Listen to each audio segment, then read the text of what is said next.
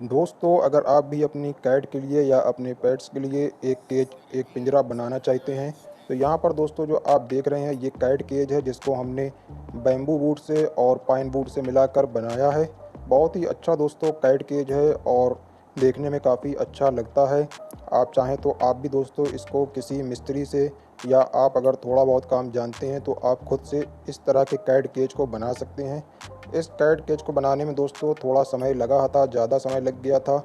तो दोस्तों उसके ऊपर एक वीडियो हमने बनाया है स्टेप बाय स्टेप कि इस कैट केज को कैसे बनाना है और इसमें क्या-क्या मटेरियल यूज़ हुआ है।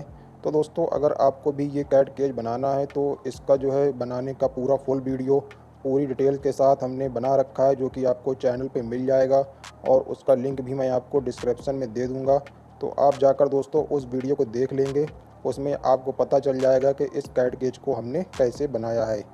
आप देख रहे हैं यहाँ पर जो लास्ट स्टेप था पॉलिश का वो हमने कर दिया और अब आप देख सकते हैं हमारा कैट केज कुछ इस तरह से दिखाई देता है, जो कि बहुत ही ब्यूटीफुल है।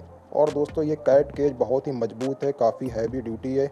ऐसा नहीं है कि ये बहुत हल्का है, कभी टूटेगा नहीं। ये दोस्तों बहुत ही मजबूत और भारी कैट केज है। इसमें दोस्तों जो भी मटेरियल यूज़ हुआ है सारा मटेरियल काफ़ी हैवी ड्यूटी यूज़ हुआ है।